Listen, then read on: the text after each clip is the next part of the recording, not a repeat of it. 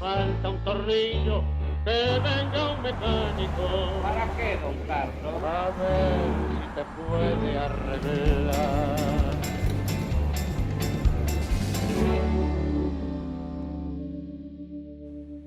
Buenas noches, bienvenidos a esta nueva edición del Tornillo, aquí en el canal de la ciudad. Luisito. ¿Cómo estamos? Muy bien. Estando en recta final. Siempre estamos en la recta final en este país.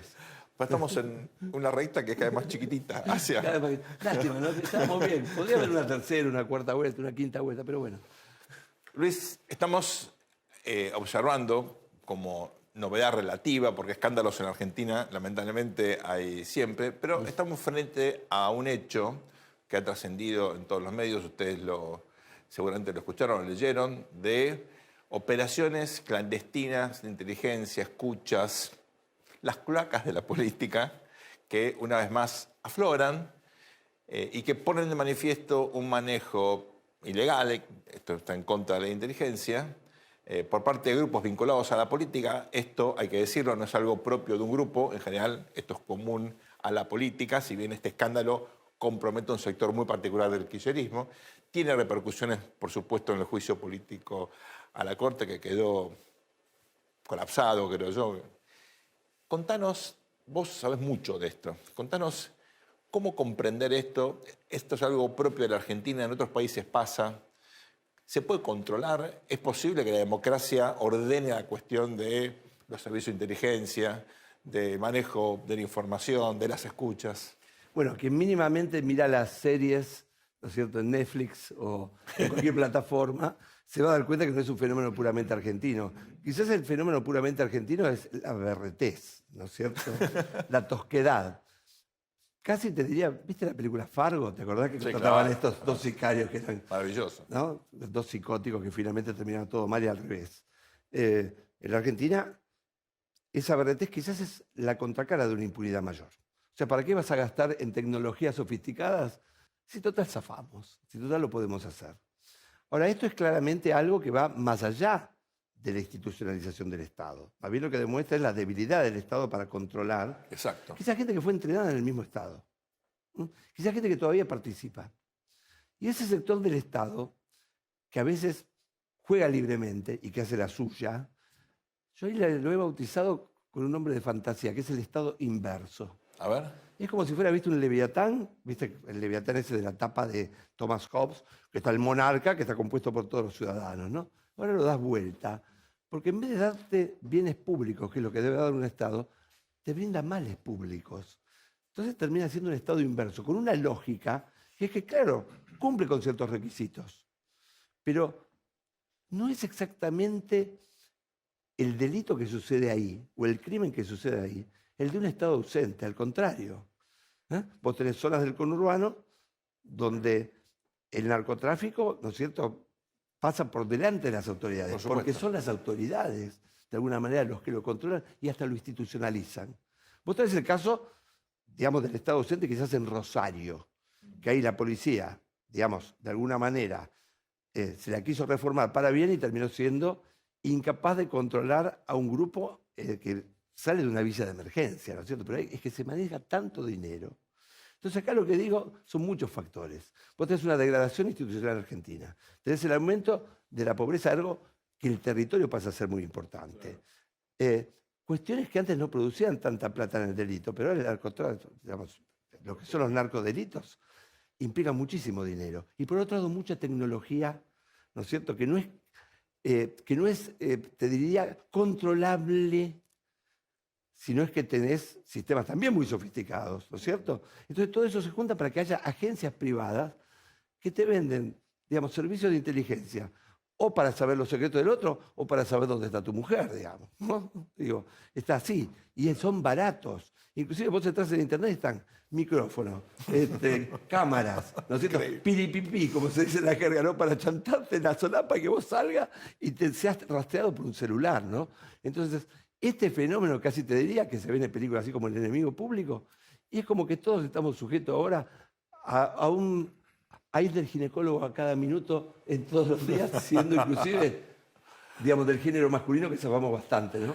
Ahora, Luis, vos empezaste tu análisis hablando de, hay que decirlo, de un Estado degradado, lo llamaste berreta, que es una manera por ahí más contundente y precisa A la Quilmenia, ¿no? Tanto la de Oxford. definirlo, ¿no? Ese Estado degradado remite a algo que una vez aprendí en una clase de relaciones internacionales, no algo de política doméstica, un profesor que decía, los que hacen el mal lo tienen que hacer bien. Es decir, si vas a hacer una macana, hacela bien, no la hagas mal, ¿no? Así es. Entonces eso generó obviamente una discusión ética, qué significa el Bueno, mal. claro, por supuesto. Porque, Ese era de la Realpolitik, ese profesor. bueno, claro, ¿no era es cierto? un profesor hiperrealista, ¿no? Hiperrealista. Que decía, mira, el mundo funciona así, y hay veces los estados hacen cosas que están mal, pero hay que hacerlas bien, ¿no? Vos estás sugiriendo que en esta degradación institucional de recursos humanos hay cosas malas que se hacen mal, o sea, el mal Hay se hace cosas mal. que se hacen mal. E inclusive, yo, digamos, fui, como siempre, un poco exagerado, ¿no? Pero digo, y se hacen mal porque en realidad no pasa nada. Claro. ¿No entendés? ¿Para qué vamos a gastar guita? No, pues para hacer bien hay que hacerla bien. ¿Mm? ¿Viste? En la Argentina ni siquiera se necesita bien. Y vos fíjate que saltan en los escándalos en la Argentina, pasan a ser escándalos, o sea, son publicitados en épocas electorales. Siempre. Y bueno, entonces ahí tenés un gran indicador, ¿no es cierto? Que esto pasa todos los días, lo cual es apabullante, ¿no? Pero digo, a tal punto vos tenés un Estado degradado y por el otro lado, una ciudadanía que está atónita. ¿Mm? ¿Esto tiene impacto electoral, crees? No. A ver, los que tendrían que escandalizarse ya están escandalizados, Claro. ¿no? Y a nosotros no les importa. ¿Mm? Dos preguntas adicionales, Luis. Pero se hace, porque hay algo que hacer también, ¿no? No, bueno. ¿Entendés?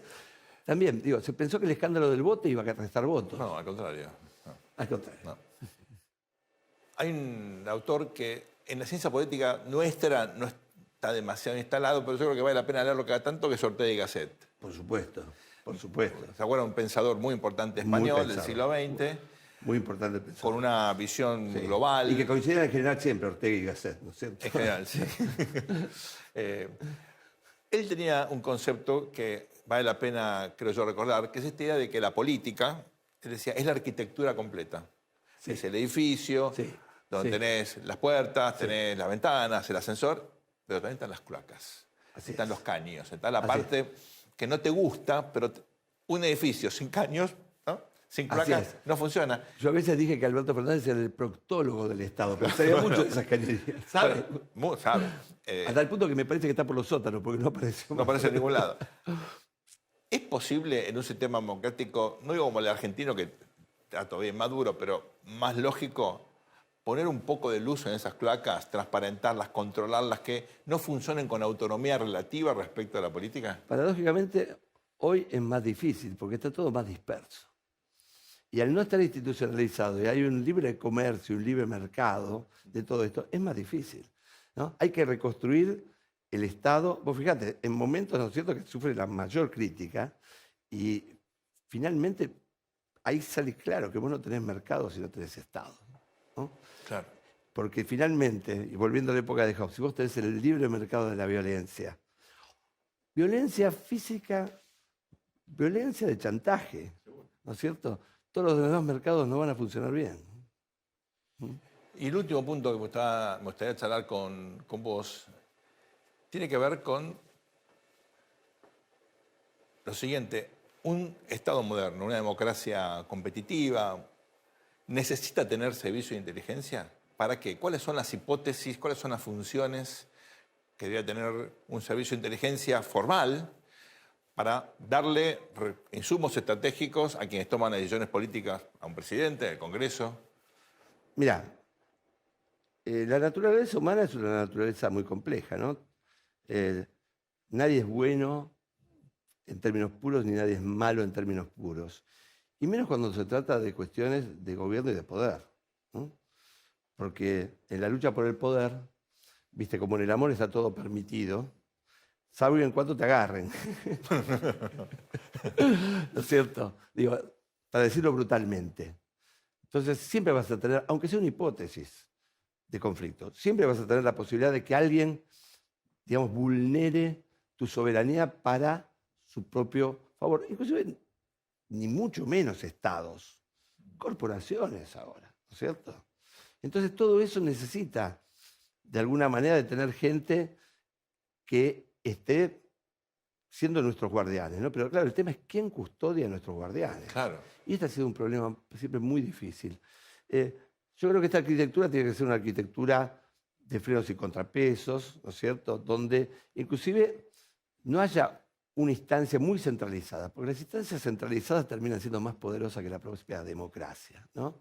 Ahora, también tener disperso todo, como ahora, es como no tener nada, es un libre mercado, ¿no es cierto? De la seguridad que te da inseguridad, es fantástico. O sea, cuando estalló el escándalo por el asesinato de Nisman, es cierto, estoy jugando una apreciación, una opinión personal, pero bueno, necesita la carátula. Sí, esa es la así. carátula, ¿no?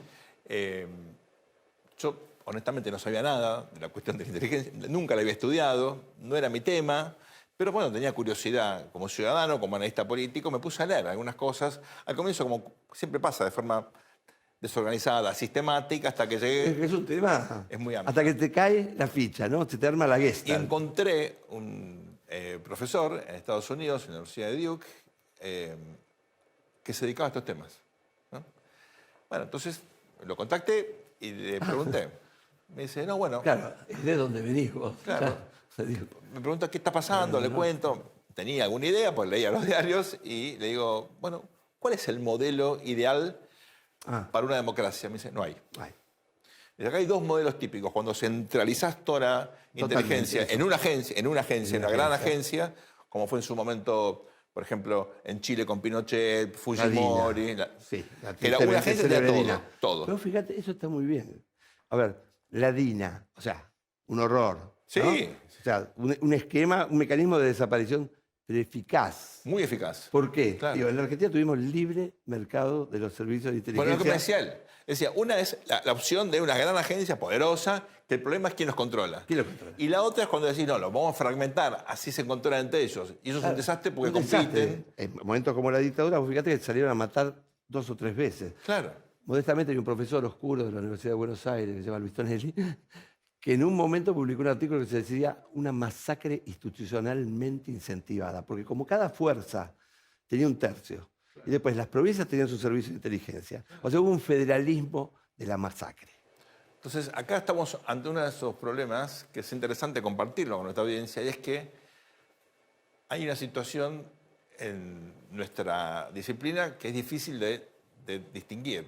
Cuando algo es una realidad a cuando algo es un problema. Las realidades no se solucionan. Los problemas tienen solución. Totalmente. Ahora, distinguir la realidad de los problemas es crucial porque de otro modo uno pierde recursos y tiempo tratando de arreglar lo que es inarreglable. Y es, Totalmente. por ejemplo, Ahora, la realidad tiene que un ser esquema tensionada con eficiente. ideas. ¿eh? Las ideas, aunque digamos sean difusas, permiten de alguna manera, por lo menos, adentrarnos en esas realidades y ver la complejidad y tratar de disminuir, ¿no es cierto?, los lados negativos, ¿no? Ahora, sin esa gente, vamos a decirlo, ¿no es cierto?, que se dedica a estas cuestiones, y, digamos, es darle el partido ganado a los otros, que siempre están. Así es el poder, ¿eh?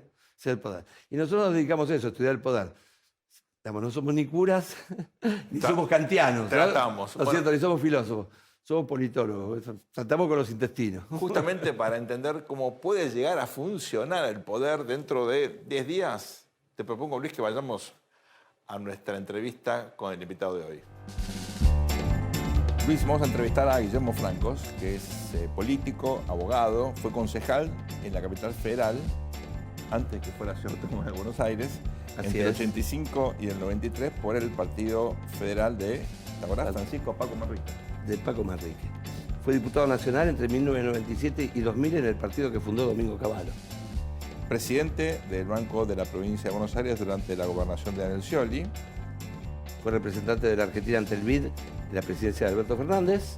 Y en agosto de este año, de 2003, anunció para incorporarse al equipo de Javier Milei. Sería, si gana Milei, el potencial nuevo ministro del Interior. Un placer tenerte, Guillermo. Muchas gracias, ¿no? Muchísimas gracias por placer estar con ustedes. La visita. Guillermo, volvés a Argentina, volvés a la política agonal, a la lucha, después de bastante tiempo, ¿no?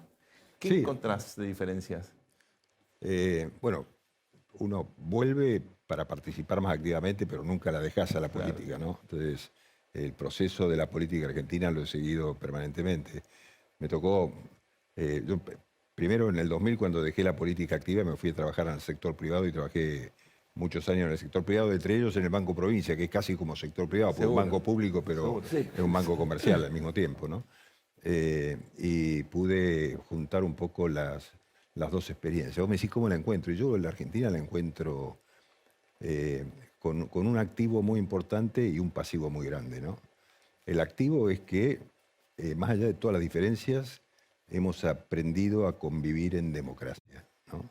Y eso, que todos tengamos la democracia como la gran herramienta de un pueblo para generar un acuerdo social, me parece muy importante, ¿no? El pasivo es la imposibilidad que hemos tenido en encontrar el acuerdo social, ¿no? O sea, tenemos la democracia, pero no hemos podido ponernos de acuerdo en qué tipo de país queremos, cómo encauzarlo definitivamente en un camino de crecimiento, de desarrollo. Y yo encontré, a Javier Milei lo conocí mucho y trabajé junto con él en la misma organización empresaria, en el grupo Corporación América, y siempre me pareció que era una personalidad brillante en muchos aspectos, con una enorme claridad conceptual sobre cómo veía la posibilidad de que la Argentina se encauce, y al mismo tiempo tiene esa personalidad disruptiva que generó tanta atención en la gente y que le permitió ser centro y foco de atención de mucha gente que está esperando realmente un cambio en la Argentina, ¿no? Crachi se puede decir que se complementan muy bien, ¿no es cierto? Porque en carácter, aparentemente, yo no lo conozco a Javier Milei personalmente, pero digo, por lo que uno ve, ¿no? Vos tenés un carácter conciliador, un carácter consensual, tenés una enorme trayectoria política. En esa trayectoria política precisamente se destacan estos valores. Estuviste en el Banco Provincia, que como bien decís vos, es una entidad pública que tiene que hacer plata, y quizás es la entidad pública que más ha aparecido en la historia argentina, muchas veces en las crisis, ¿no es cierto? Sí. Así que vos hayas terminado muy bien el periodo del Banco Provincia, te habla también muy bien de vos. Pero digo, esta cuestión de complementariedad, se da en los hechos. ¿Cómo es Javier Milei con sus equipos, digamos? ¿Es lo mismo que es con la oposición? Porque esto es una gran incógnita, ¿no es cierto? Un gran interrogante. A ver, yo lo que le he dicho a mucha gente que vieron extraño que yo apareciera de vuelta en la actividad política. Claro, alguien de la casta, podríamos decir. Sí, cuando alguien está más cerca de retirarse ya de la actividad pública, yo ingreso otra vez, ¿no? Entonces, me parece que tiene que ver mucho con, que demuestra mucho la personalidad de Milei, ¿no? Porque él entiende que yo le significo a él esta apertura a dialogar y a conversar con todos los sectores. O sea, yo quiero destacar la inteligencia que tiene el tipo, ¿no? Porque él sabe que las dificultades que él generó al plantear la política de esta manera tan fuerte, tan disruptiva, necesita también alguien que encarrile esas relaciones con el resto de las fuerzas políticas. Y bueno, mi trabajo, si esto se concreta, va a ser poder llevar eso adelante, ¿no? Y poder buscar... Es una apuesta realmente tuya para algo tan nuevo. Sí. Vos estás terminando tu carrera, nadie termina la carrera política. No, bueno, pero vos ya sabés que a determinada edad ya está más, tenés que dejar a las generaciones nuevas que vengan, ¿no? Entonces, y aparte yo lo veo, porque, por ejemplo, yo no manejo ni he manejado nunca, lo máximo que manejo de la tecnología es el celular y el WhatsApp, por ahí, claro, ¿no? Claro. Pero no estoy en redes, no manejo las redes y yo sé que es un tema tan importante hoy para la comunicación. Entonces, cuando vos ves todo eso, decís, ¿cómo va a ser la política del futuro? No va a ser como yo la conocí, como yo la viví del inicio de la democracia. Va a ser distinta, ¿no? Va a ser distinta. ¿Cómo se van a generar los consensos? Y va a ser distinto, los consensos van a ser distintos y se van a generar en las redes, se va a generar va a tener que aprender a filtrarse todo lo que aparece. Pero todavía falta para ese futuro, porque muchas veces lo dan, viste, ya ha llegado. Ahora estamos en una mezcla de lo viejo y de lo nuevo, ¿no? Exactamente, ¿no? El territorio y la organización siguen primando. Pero vos fíjate que la popularidad o el centro, el foco de atención que generó Milei, tiene mucho que ver con las redes. Sí, ¿no? claro. Y con los Totalmente. chicos, Tal cual. ¿no? Y con los jóvenes. Totalmente. Entonces digo, vos podés decir muchas cosas. Yo te puedo describir más o menos cómo fue el proceso en la parte que estuve acá. Yo después tuve 3 años y pico afuera, pero venía 3 veces por año, 4 veces por año venía. Pero digo, yo vi cómo fue el crecimiento de él cuando empezó a generar polémica en los medios, en los distintos programas, como panelista de otros, etcétera. Y vos veías cómo él iba en la vía pública, salías con Javier a la calle y veías cómo la gente iba reaccionando, lo miraba, lo saludaba, le decía, vamos, Milei, no afloje, Milei. Una cosa muy impresionante. ¿no? Y después apareció el tema de la pandemia, que creo que fue lo que finalmente lo catapulta a él a Claro, donde el mostrar mundo un se vuelve foco de- virtual, ¿no? Sí, Donde todo es virtual exactamente, durante la pandemia. Exactamente, sí. Guillermo, vos trabajaste de forma muy activa y cercana a Domingo Cavallo. Absolutamente. Es mi amigo, aparte. Bueno, y acá lo consideramos un prócer, ¿no? Al margen de todo, por todo lo que hizo por la Argentina, al margen de como lo que pasó en el 2001. Yo nunca escribí un libro, pero si alguna vez escribo un libro, va a ser mi experiencia al lado de una personalidad Me como la de imagino. Domingo Cavallo.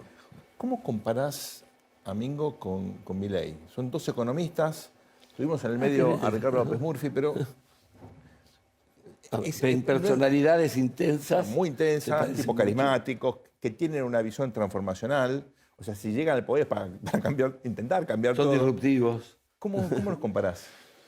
A ver, yo creo que son personalidades, yo no diría que son similares porque no lo son, salvo en que los dos tienen yo siempre digo, tanto Cavallo como Milei tienen una gran capacidad de archivo de información y un procesador mucho más veloz que cualquier otra persona, ¿no?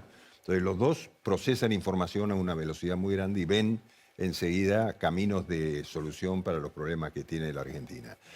Si me preguntás a mí, creo que Cavallo venía además de su formación académica, sus posgrados, etcétera, él había construido la Fundación Mediterránea, que fue un think tank, sigue siéndolo, muy importante, que surgió de empresarios fundamentalmente de Córdoba, pero que después se extendió a todo el país.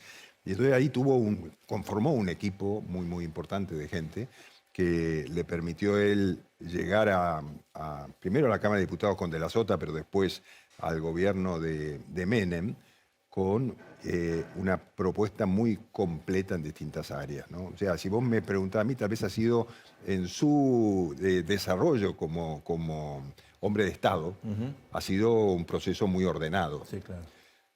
Lo de Javier Milei, él tiene conceptualmente ideas clarísimas, pero no ha pasado por ese proceso de conformación de un think tank. Hoy tiene equipos técnicos de primer nivel que están trabajando hace un año y medio en planes de gobierno, de la ley de reforma del Estado, etc. Pero lo otro era un proceso mucho más prolongado y más largo. Pero yo creo que los dos son personas de una enorme capacidad, honestidad, vocación por transformar el país, etc. Así que en esos puntos yo creo que Es muy interesante coinciden. ese, Guillermo. En el 99 yo entrevisté a Cavallo para un libro que era sobre la vocación, ¿no? Yo entrevisté personas que parecían que tenían una vocación muy intensa. Que yo de divertizarlo, así. Y el Mingo, que en ese momento, la hermana Peloni, el Mingo. Mirá. Y Mingo, lo primero que me dice, bueno, yo no pensaba ser exactamente un economista. Yo me subía a una parte alta de la ciudad, en el sur de Córdoba, y yo la verdad pensaba arquitectónicamente la ciudad, ¿no? Y pensaba qué necesitaba para construir eso. ¿Qué es lo que vos decís? Él tenía una idea progresiva de cómo armar el equipo era de él, ¿no es cierto? La gente formada por él. Sus ideas se engranaban, ¿no es cierto? Como si fuera una gran catedral. Lo de Milei parece ser una persona, ¿no? Que es como un torbellino de actividad, ¿no? Que aparte vos viste que usa palabras durísimas, pero en un mundo donde las palabras han dejado de tener el peso que tenían antes. Esto que dice Milei, por ahí lo decía en el 80, ¿no es cierto? Y no era disruptivo, era un escándalo. Claro. Pero ahora estamos en la época, ya que dijiste el WhatsApp, ¿no? Viste que los chicos ahora, nosotros para invitar a una chica era todo un tema, ¿no? Les dejábamos olvidar un libro de historia. Ahora los chicos es, ¿qué onda? Jaja. Y ese jaja relativiza tal cual. todo. Hay en Milei un jaja. Sí. En un punto. Sí, tal cual, yo creo que es así. Bueno, son distintas épocas, ¿no? O sea, muy diferente. y no quiero ni pensar lo que va a ser mi hijo más chico de 8 años cuando maneje la realidad virtual, ¿no? Uno tiene que tratar de... Es muy difícil ir a la velocidad de la tecnología siempre, ¿no? Y de la tecnología de la comunicación. Pero uno tiene que tratar de darse cuenta que eso no cambia, no va para atrás, siempre va para adelante. Seguro. Y si no estás ahí, estás fuera de la conversación, ¿no? Entonces, no sé qué hubiera sido claro, la etapa del inicio de la democracia fue totalmente diferente, era mucho más tradicional todo, ¿no? Era conceptos mucho más duros, ¿no? Democracia contra dictadura, Alfonsín, Sí. que nos emocionaba todo recitando el preámbulo, ¿viste? Pero Esa cosa también, que- viste, le pasaba eso que factura fue- por, era a vos no te inédito. va tan mal gordito, digo, por algo Sí, que está, sí, ¿no? sí. Imagínate. Tenía A vos no te esa va cosa tan mal, sí, esa fue ¿Cierto? famosa. sí. Pero por eso le pasa factura. Imagínate, viste, si no tendría que pasar factura por lo que se dice Alfonsín ahora. jugaba con distintos registros y lo hacía Sí. muy hábilmente. Y Menem también, ¿no? Sí, no, Menem también, Menem otro genio, otro Sí, genio. claro, claro. Menem es un genio. O sea, me preguntaron algunos colegas periodistas, porque Javier había tenido algunas expresiones duras contra Alfonsín, ¿no? Entonces, había preguntado, pero discutir a Alfonsín no tiene lógica. Uno lo puede discutir a Alfonsín por sus ideas económicas, Claro. pero discutirlo a él como líder de la democracia argentina es una cosa imposible, porque yo me emocioné con los discursos. Era otro partido, confieso, ¿no? Yo estaba en el Partido Federal, pero yo fui al acto de Alfonsín Pero que en la 9 de compitió en el julio. 83 y Claro. hizo una buena elección. Claro, por otro lado, pero yo fui sabiendo que perdíamos nosotros, Sí, ¿no? claro. Pero yo igual fui al hay un acto de bipartidismo Alfonsín muy de la, fuerte. 9, de la 9 de julio del Obelisco. Y bueno, una cosa impresionante, el fervor de la gente era una cosa impresionante. El líder carismático que apareció ahí entre los argentinos fue una cosa realmente Porque irrepetible. Guillermo ¿no? dijiste ahí una palabra clave, que es que no parece lógico. Hay un punto ahí, y entramos ahí un poco en el barro electoral, ¿no es cierto? Que después de la primera vuelta, digamos, hay una crítica fuerte al radicalismo, a los radicales. Merecido no importa. Digo, el punto es la racionalidad. Están atacando un sector del cual esos votos, digamos, son claves para la elección que viene Balotage, ¿no? Pareciera como que, digamos, en un punto el candidato es tan fresco, dice lo primero que le pasa por la cabeza, y del otro lado hay alguien que tiene rencor, como Mauricio Macri, digamos. Es como a ese sector invitarlos, digamos, por lo menos al voto en blanco, ¿no? Sí, ¿Vos no, qué dirías? No, yo creo que, a ver, como te decía recién, desconocer a Alfonsín, el rol que le ha jugado, o desconocer al radicalismo, que es un partido que tiene tanta historia, no tiene sentido. Uno puede cuestionar temas o decisiones o políticas llevadas adelante, y tal vez yo no coincida con Morales, por ejemplo. Claro. Pero yo no voy a cuestionar el radicalismo. Es un partido que... Ahora, como vos decís, Milei es un candidato tan fresco. Y Milei es un tipo honesto. Él dice lo que piensa, ¿no? Sí. A veces por Lo ahí... cual en política es un poco complicado. Sí, bueno, por ahí cuando... Sí, bueno, está bien, pero él es la antipolítica, Vos digamos, fijate, ¿no? sí, sí, O sea sí. que él está expresando lo que siente mucha gente, porque en realidad el problema de nuestra sociedad argentina es que vos tenés una gran parte del pueblo argentino indignado con la política.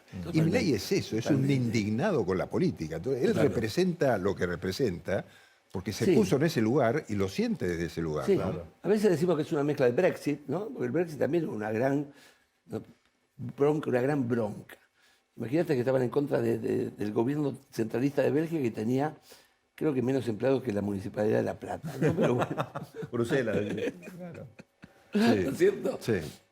Pero esa bronca está canalizada. Y por otro lado, hay un personaje disruptivo que fue en Italia la Chicholina, no en un punto. Sin desmerecer, estoy diciendo como ejemplo, ¿no? De voto también para Fangulo.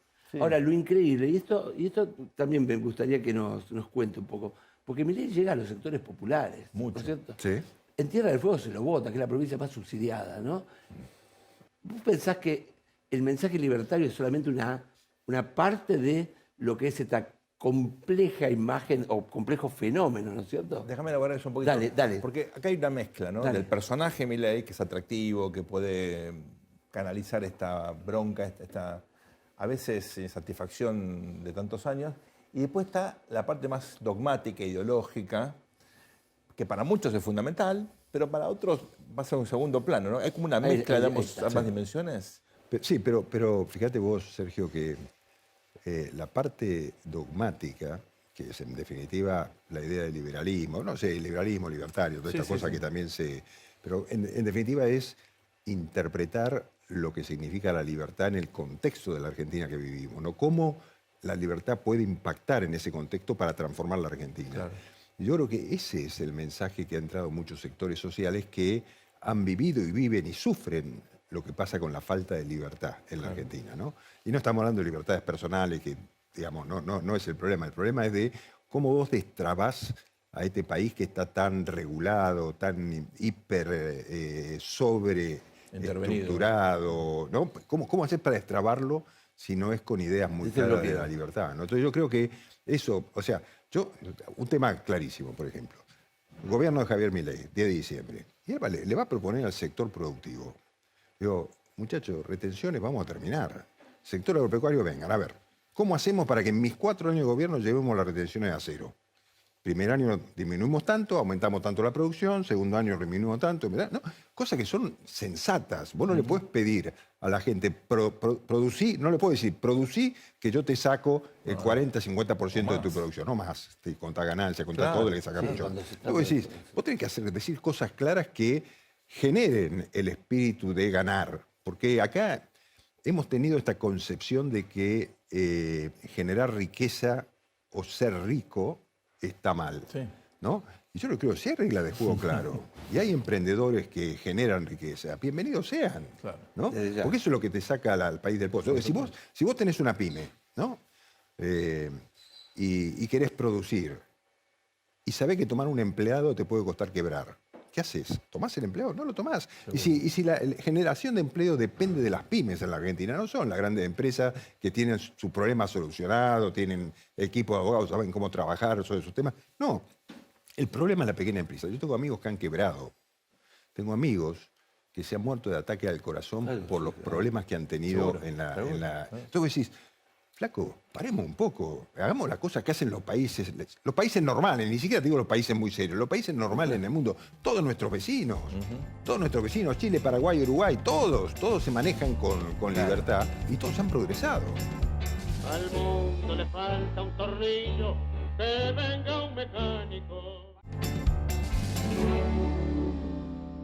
Hay un sector de la sociedad que tiene una mezcla de prejuicio, miedo, con la figura de Milei, piensa que la democracia está en peligro, piensa que...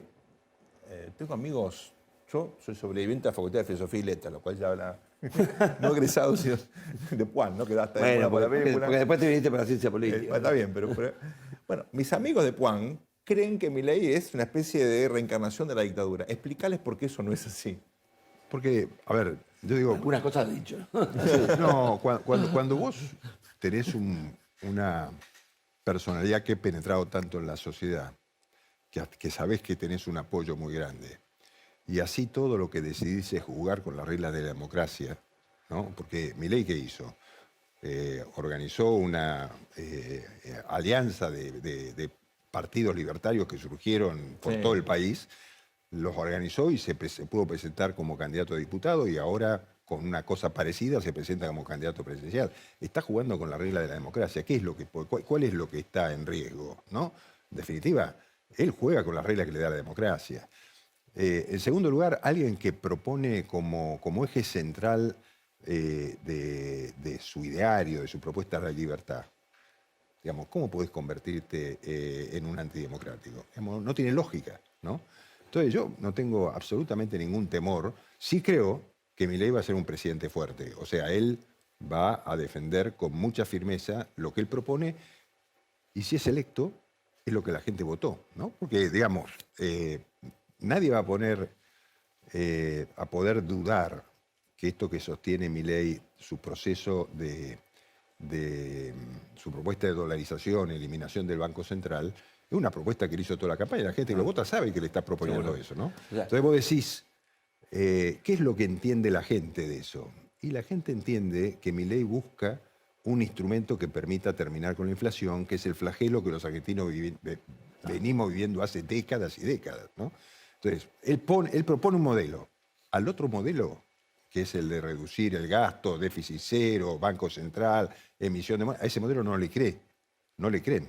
Entonces, yo digo, yo estoy absolutamente convencido que va a ser un gobierno totalmente democrático, en el que se respeten las instituciones más que en otros momentos de nuestra historia política reciente.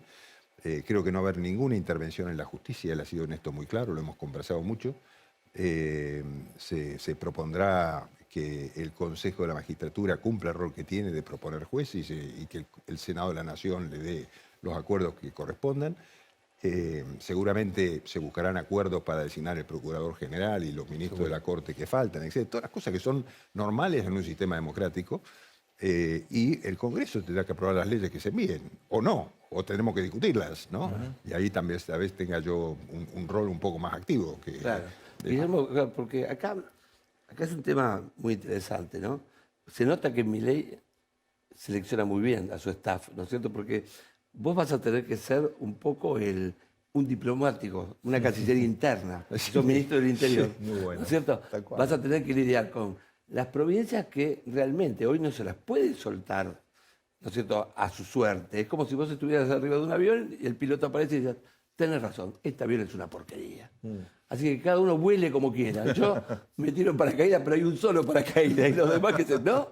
O sea, no pueden volar por su propia cuenta, ni siquiera ni en 1853 ni en el 2023. Mira, da para disépolo.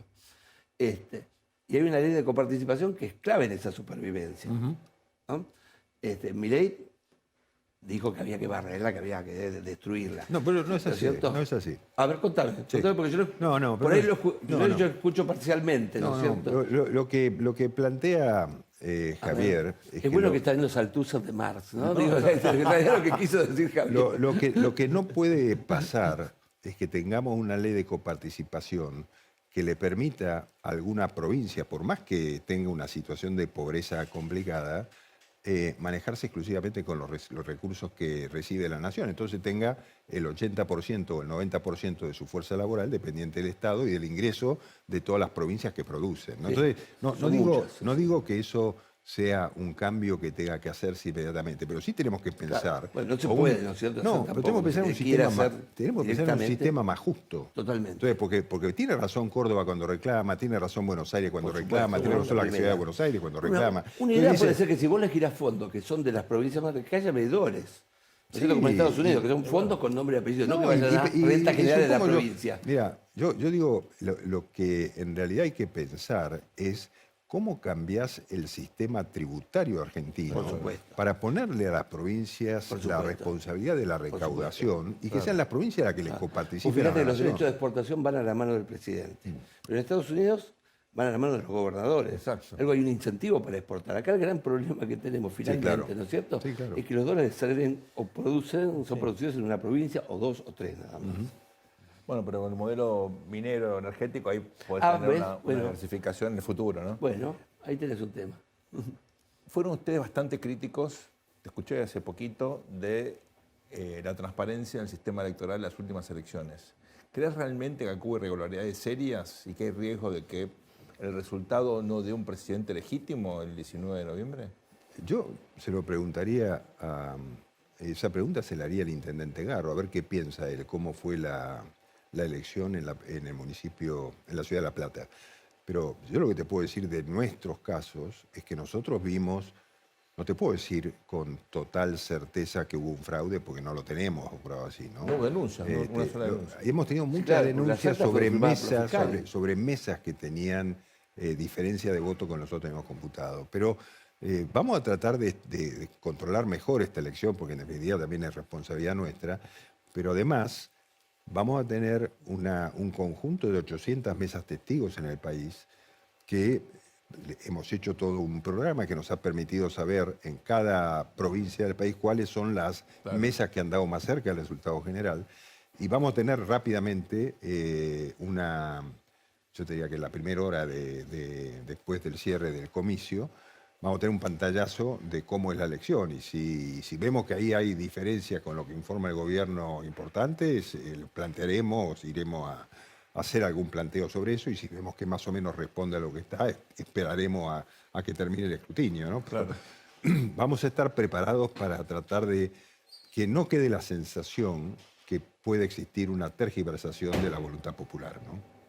Y para el debate, ¿cómo le das mucha importancia al debate que viene entre Massa y Milei? Si yo le doy importancia. Sí, yo le doy importancia. O sea, porque me vos parece y que. quiero decir, vos y la fuerza política. No, en me términos parece de estrategia, ¿no? que va a tener O sea, un alto si tiene rating, peso. ¿no? Va a tener un alto rating. seguro, Entonces, ninguna duda. Eso sí, bueno. si ya lo tuvieron los anteriores, me parece que que es un mano a mano, lo va a tener. Pero yo lo veo a Javier con. Hay mucha gente que tiene la suposición de que Sergio Massa va a intentar sacarlo de eje y generarle reacciones y todo eso. Pero hiciste pastillitas ahora. No, sin pastillas, no. Es una broma. Él tiene perfectamente claro eso. Tiene perfectamente claro eso.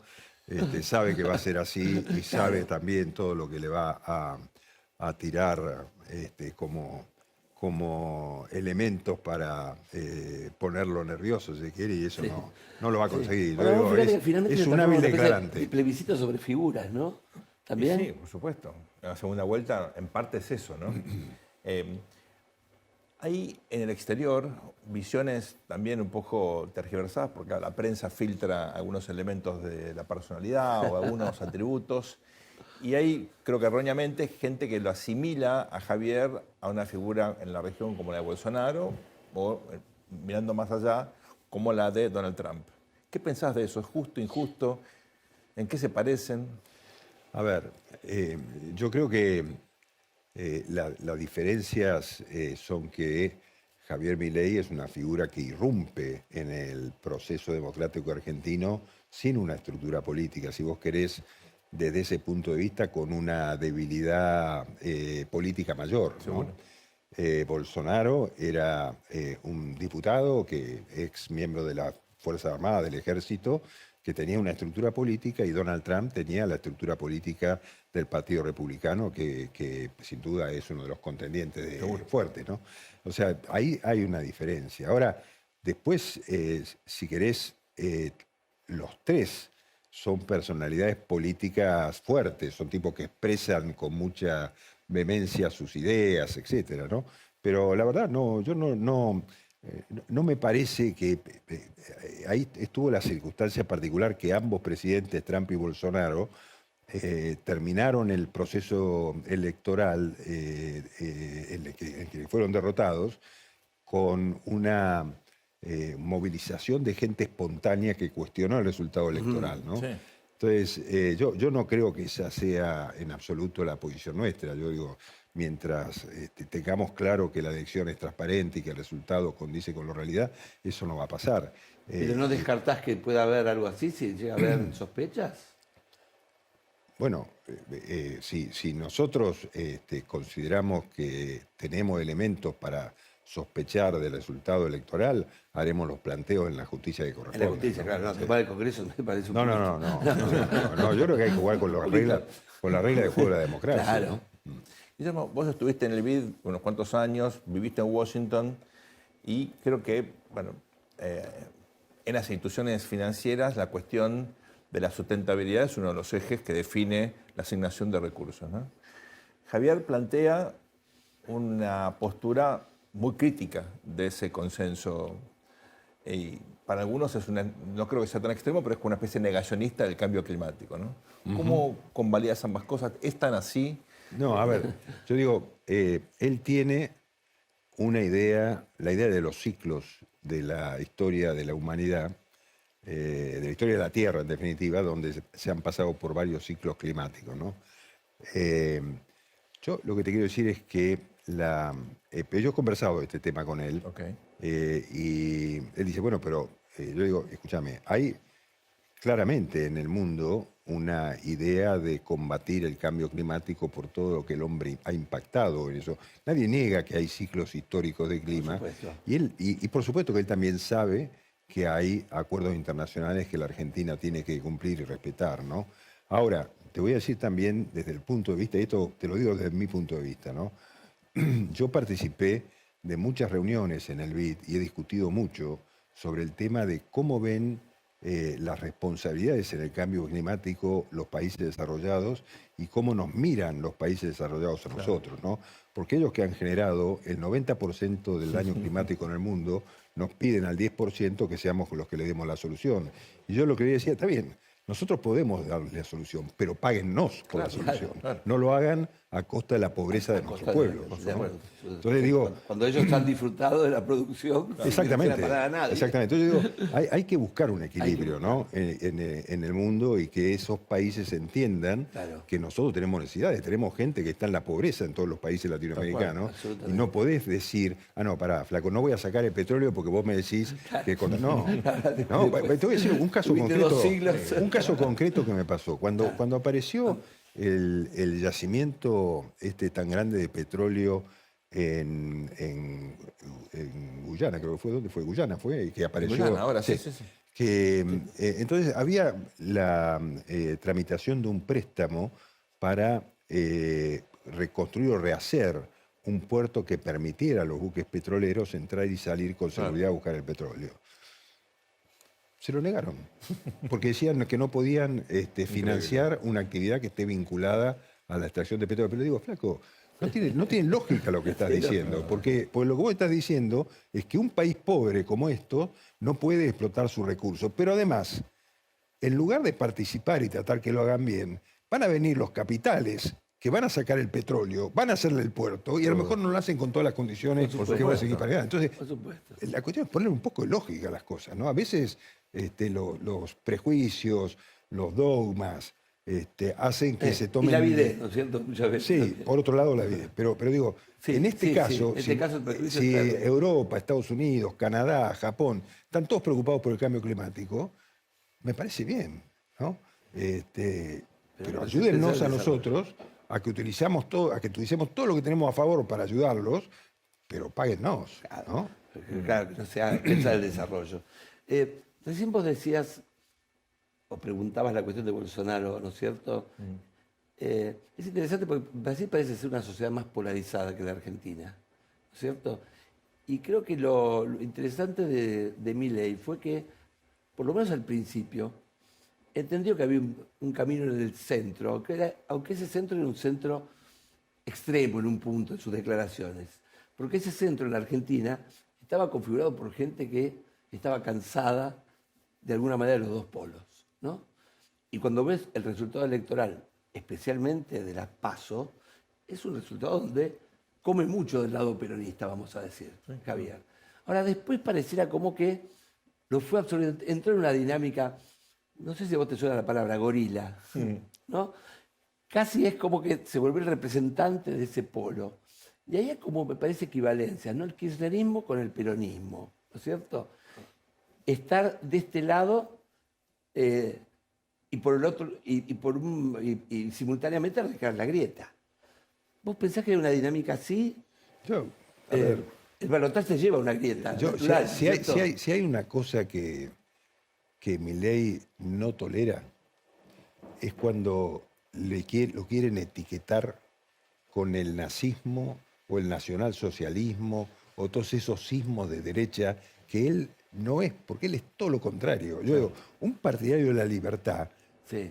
yo he escuchado a algunos dirigentes que la verdad que ya les he perdido el respeto hace tiempo, que lo han comparado a Milei como si fuera un nazi o un, Líder totalitario.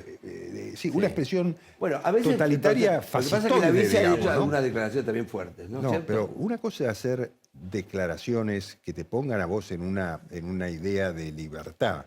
Sí. Y otra cosa es que te pongan en la extrema derecha, que se confunde la extrema Es derecha cierto. con un totalitarismo, Sí, ¿no? Porque ahora- el problema para mí Ahora, es Guillermo ese, le dijo ¿no? a Horacio Rodríguez Larreta zurdo de mierda, ¿no? Me parece que, digo... Bueno, una ¿no es cierto? concepción. Es Hay una también concepción. como una especie, ¿no es cierto? No, bueno, ahí yo también creo que en Milei jugaron mucho el impacto que tuvieron las campañas negativas que le hicieron, ¿no? Claro. Entonces, de él se dijeron muchas cosas, se le tiraron muchas cosas. Yo digo, si haces un compendio de las cosas que le dijeron a Milei durante este periodo, lo de Rodríguez Larreta es nada al lado. Lo han ayudado, ¿eh? Porque lo Sí. construyeron curiosamente. No, ese es el punto, ¿no es cierto? Porque gracias a todo eso, él se configura como un personaje. Después viene Guillermo, ¿no es cierto? Lo modera, lo No, pule. pero no solo, ¿no es porque yo cierto? creo que el acuerdo de... Una cosa es electoral, otra cosa es gobernar. Yo No, pero estoy hablando en términos de el gobierno. acuerdo de cooperación con Macri, Patricia, con un sector Sí. del PRO, Es muy importante. es muy importante, ¿no? Contanos eso, Sí, sí. cómo se dio. Es natural que se generen fricciones. Acá este es un programa que quiere la política, con lo Sí. cual las fricciones a nosotros no nos importa, Sí. es natural en la política. Al contrario, Acá ¿no? estamos Nos charlando. parece sano que haya Esto es fricciones. como viendo avión dipolítico. ¿viste? No, la verdad. Es como, se pelean. Y sí, ¿cómo no se van a pelear? Es natural. ¿no? Ese no es el problema. ¿Hay ahí una visión común de cómo gobernar? Porque muchos creen, no es mi caso, pero muchos creen que puede haber problema de gobernabilidad por la inexperiencia de Milei, por las dificultades que son objetivas, Sí. por el famoso control de la calle. Sí. A ver, yo digo, primero que nada, el famoso acuerdo entre Patricia, Macri y Milei, en realidad es una decisión política de una parte de la alianza de Juntos por el Cambio de apoyar la candidatura de Milei, entendiendo que esa candidatura significaba el cambio. Lo cual resulta bastante lógico, ¿no? Porque si el eslogan era continuidad o cambio, y hubo dos fuerzas que fueron por el cambio, es lógico que la fuerza que no compite ahora apoya el cambio y no apoya la continuidad. O sea que desde ese punto de vista me parece que la actitud más allá de la altura con la que lo plantearon, y si vos querés del sentido patriótico que tenía y del sentido de lealtad hacia su votante que tenía, yo creo que era lo razonable, lo esperado. Claro. Y el mismo Milei dijo, si hubiera sido al revés, yo hubiera hecho lo mismo, ¿no? Ahora, de ahí a un acuerdo concreto no existe. Pero si vos me decís, si yo considero que tiene que haber sentarse a analizar la gobernabilidad de la Argentina, porque esto implica mayorías parlamentarias, búsqueda de consenso, etcétera, yo creo que tiene que haber. Y eso no le puede sorprender a nadie. No es que haya un acuerdo con Mauricio Macri que dice, no, es un acuerdo razonable que tiene que haber en el futuro. Después del 10 de diciembre, muchachos, ¿cómo encaramos este momento de gobierno con un partido que tiene un líder, que tiene una determinada fuerza parlamentaria que es pequeña todavía y que tiene semejante desafío, ¿no? Porque hay que tomar Ahora, Mauricio Macri va a conciencia... tener un rol en el gobierno de Milei. ¿Cuál? Mauricio Macri va a tener un rol en el gobierno de Milei. No es un tema que esté conversado. Que se Aparte, esté conversado. Pero además, Mauricio Macri ha sido presidente de la República. claro. ¿Qué rol puede tener un Jugó, gobierno? pero jugó activamente. Vos ¿no? sabés, vicepresidente de Boca, ¿no? Cuidado. Sí. ahora con chance de ganar. Muy dice. bien. A ver, yo no me parece que sea ese el eje central, El eje. no tendría mucho sentido tampoco, ¿no?